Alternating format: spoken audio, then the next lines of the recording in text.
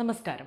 എത്രയും വേഗം സർക്കാർ രൂപീകരിക്കണം എന്ന സന്ദേശമാണ് ജെഡിയു നേതാവും ബീഹാർ മുഖ്യമന്ത്രിയുമായ നിതീഷ് കുമാർ ബുധനാഴ്ച എൻഡിഎ യോഗത്തിൽ നൽകിയത്.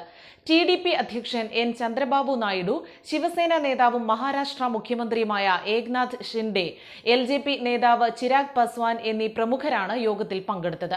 വെള്ളിയാഴ്ച എംപിമാരുടെ യോഗത്തിന് ശേഷം എൻഡിഎ നേതാക്കൾ ഒന്നിച്ച് രാഷ്ട്രപതിയെ കണ്ട് പുതിയ സർക്കാർ രൂപീകരിക്കാൻ അവകാശവാദം ഉന്നയിക്കാനാണ് തീരുമാനം. 240 സീറ്റ് നേടിയ ബിജെപിക്ക് കേവല ഭൂരിപക്ഷം ഇല്ലാതെ വന്നതോടെ മൂന്നാം വട്ടം സർക്കാർ രൂപീകരിക്കാൻ സഖ്യകക്ഷികളുടെ പിന്തുണ കൂടിയേ തീരൂ. എന്നാൽ പിന്തുണയ്ക്ക് പകരമായി സഖ്യകക്ഷികൾ ചില ആവശ്യങ്ങൾ മുന്നോട്ട് വെച്ചിട്ടുണ്ട്. ഇന്ത്യ ടുഡേയുടെ റിപ്പോർട്ട് പ്രകാരം അവ ഇങ്ങനെയാണ്. ആന്ധ്രാപ്രദേശിൽ ബിജെപിയുമായി കൈകോർത്ത് ലോക്സഭാ നിയമസഭാ തിരഞ്ഞെടുപ്പുകളിൽ പോരാടിയ ചന്ദ്രബാബു നായിഡു തെലുഗുദേശത്തിനായി ലോക്സഭാ സ്പീക്കറുടെ പദവിയാണ് ആഗ്രഹിക്കുന്നത്. അതുകൊണ്ട് തീരുന്നില്ല.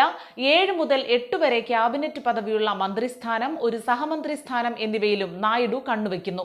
റോഡ് ഗതാഗതം, ഗ്രാമീണ വികസനം, ആരോഗ്യം, ഭവന നിർമ്മാണ, നഗരകാര്യം, കൃഷി, ജൽശക്തി, IT ആൻഡ് കമ്മ്യൂണിക്കേഷൻസ്, വിദ്യാഭ്യാസം, ധനകാര്യം എന്നിവയാണ് നായിഡു ആവശ്യപ്പെടുന്നതെന്നാണ് സൂചന. ടിഡിപിയും പവൻ കല്യാണിന്റെ ജനസേന പാർട്ടിയും കേന്ദ്ര സർക്കാർ രൂപീകരണത്തിൽ നിർണായക പങ്ക് വഹിക്കും. പലപ്പോഴും കിങ് മേക്കർ എന്നറിയപ്പെടുന്ന നിതീഷ് കുമാറും വിലപേശലിന് മോശമല്ല. ജെഡിയുവും 3 ക്യാബിനറ്റ് പദവികൾ ആവശ്യപ്പെട്ടിട്ടുണ്ടെന്നാണ് റിപ്പോർട്ട്. ജെഡിയുവിനെ ഇന്ത്യ സഖ്യത്തിലേക്ക് വിളിക്കുന്നുണ്ടെന്നും എന്നാൽ തങ്ങൾ എൻഡിഎയിൽ തന്നെ തുടരുമെന്നും ജെഡിയു നേതാവ് വിജയ് കുമാർ ചൗധരി നേരത്തെ പറഞ്ഞിരുന്നു. ജെഡിയു ബീഹാറിലെ 40 ലോക്സഭാ സീറ്റിൽ 12 എണ്ണം നേടി. എൽജെപി ഒരു ക്യാബിനറ്റ് പദവിയും ഒരു സഹമന്ത്രി പദവിയും ആവശ്യപ്പെടുന്നു. ബീഹാറിൽ തങ്ങൾക്ക് കിട്ടിയ 5 സീറ്റും നേടിയാണ് എൽജെപി കരുത്ത് തെളിയിച്ചത്. ഹിന്ദുസ്ഥാൻ ആവാം മോർച്ച HAMS അധ്യക്ഷൻ ജിതൻ റാം മാഞ്ചിയും ഒരു ക്യാബിനറ്റ് പദവി ആവശ്യപ്പെടുന്നു. മുൻ ബീഹാർ മുഖ്യമന്ത്രിയായ മാഞ്ചി ഗയയിൽ നിന്നുള്ള സീറ്റിലാണ് ഇതാദ്യമായി പാർലമെന്റിലേക്ക് എത്തുന്നത്. HD കുമാരസ്വാമിക്ക് കണ്ണ് കൃഷി വകുപ്പിലാണെന്ന് പറയുന്നു. എന്നാൽ താൻ അത്തരമൊരാവശ്യം മുന്നോട്ട് വെച്ചിട്ടില്ലെന്നും കർണാടകയ്ക്ക് ക്യാബിനറ്റ് പദവി നൽകുന്ന കാര്യത്തിൽ മോദി തീരുമാനമെടുക്കും എന്നുമാണ് കുമാരസ്വാമി പ്രതികരിച്ചത്. കർണാടകയിൽ BJP 17 സീറ്റിലും JDS 2 സീറ്റിലുമാണ് ജയിച്ചത്.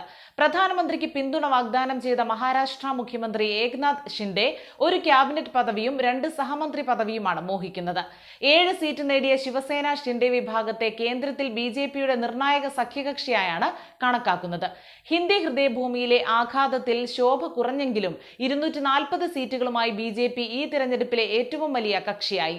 NDA ഘടകകക്ഷികളെയും ഒപ്പം കൂട്ടി നരേന്ദ്രമോദി 3ാം വട്ടവും പ്രധാനമന്ത്രിയാകും.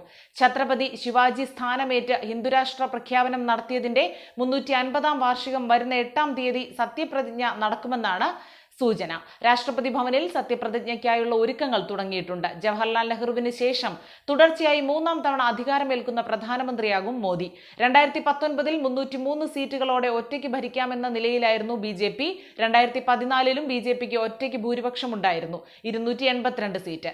രാഷ്ട്രീയത്തിൽ വന്ന ശേഷം മോദിക്ക് സർക്കാർ രൂപീകരണത്തിന് സഖ്യകക്ഷികളെ ആശ്രയിക്കേണ്ടി വരുന്നത് ഇതാദ്യമാണ്. ഇതോടെ ദേശീയ ജനാധിപത്യ സഖ്യത്തിലെ തെലുങ്കുദേശം പാർട്ടി നേതാവ് ചന്ദ്രബാബു നായിഡുവിനും JDUവിന്റെ നിതീഷ് കുമാറിനും വലിയ പ്രാധാന്യം കൈവന്നു.